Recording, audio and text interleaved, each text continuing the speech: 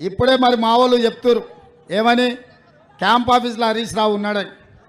ఆయనకు ఒకటే మాట చెప్తున్నా, నేను 15 ఆగస్టు లోపల 2 లక్షల రైతు రుణమాఫీ చేస్తా అన్నాడు. ఆయన నువ్వు చేయలేవన్నాడు, నేను చేస్తా అన్నా. ఆయన రాజీనామా చేస్తా అన్నాడు. ఇప్పుడు నేను చెప్తున్నా, హరీష్ రావు గారు రాసి పెట్టుకో, కొమరవెల్లి మల్లన్న సాక్షిగా 15 ఆగస్టు లోపల ఈ రాష్ట్రంలో ఉన్న రైతులకందరికీ 2 లక్షల రూపాయల రుణమాఫీ చేసి ఈ తెలంగాణ రైతాంగాన్ని ఆదుకునే బాధ్యత నాది.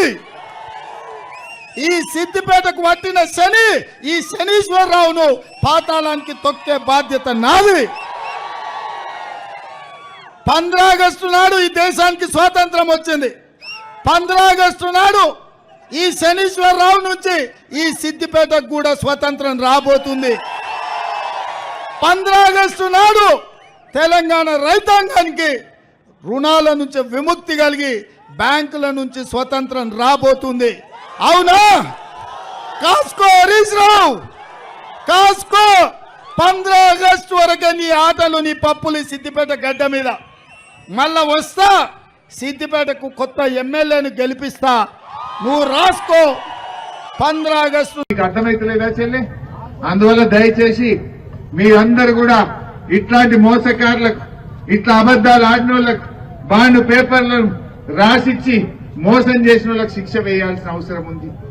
అప్పుడేమో ప్రామిసరీ నోట్లు, ఇప్పుడేమో గాడ్ ప్రామిస్లు. అంతేనా? అప్పుడు ప్రామిసరీ నోట్లు, ఇప్పుడు గాడ్ ప్రామిస్లు. అంటే అప్పుడేమో ప్రామిసరీ నోట్ రాస్తే నమ్మినాం, అరే బాండ్ పేపర్ కదా అని. మళ్ళీ ఇప్పుడు దేవుని మీద ఒట్టు పెట్టి నమ్ముదామా? ఒకడేమో దేవుని ఊహించి ఓట్లు అడుగుతుండు, ఇంకొకడేమో దేవుని మీద ఓట్లు పెట్టి ఓటు అడుగుతుండు. ఈ ఇద్దరి పట్ల మనం జాగ్రత్తగా ఉండాలి. 13వ తారీఖు నాడు పైనుంచి 4వ నంబర్, పైనుంచి 4వ నంబర్లో వెంకట్రామరెడ్డి గారి ఫోటో ఉంటది, కారు గుర్తుంటది.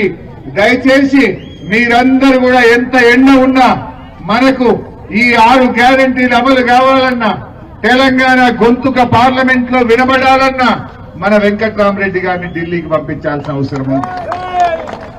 ఈ కాంగ్రెస్ వాళ్ళు గాలి ఉన్నారు, ఆగుతలేరు.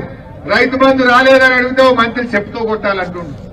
వాళ్ళు మాట్లాడితే అహంకారంగా మాట్లాడుతున్నారు. భూమి మీద లేరు కొడుకులు, అంత గాలి ఉన్నారు. ఆ కాంగ్రెస్ వాళ్ళని భూమి మీదకి తేవాలంటే వెంకట్రామరెడ్డి గారిని పార్లమెంట్ కు పంపించాలి. ఇంకా పని మీరందరూ కూడా చెయ్యాలి. కార్యకర్తలతో నా మనవి, ఇంటింటికి పోండి, కాంగ్రెస్ మోసాలను ఎండగట్టండి.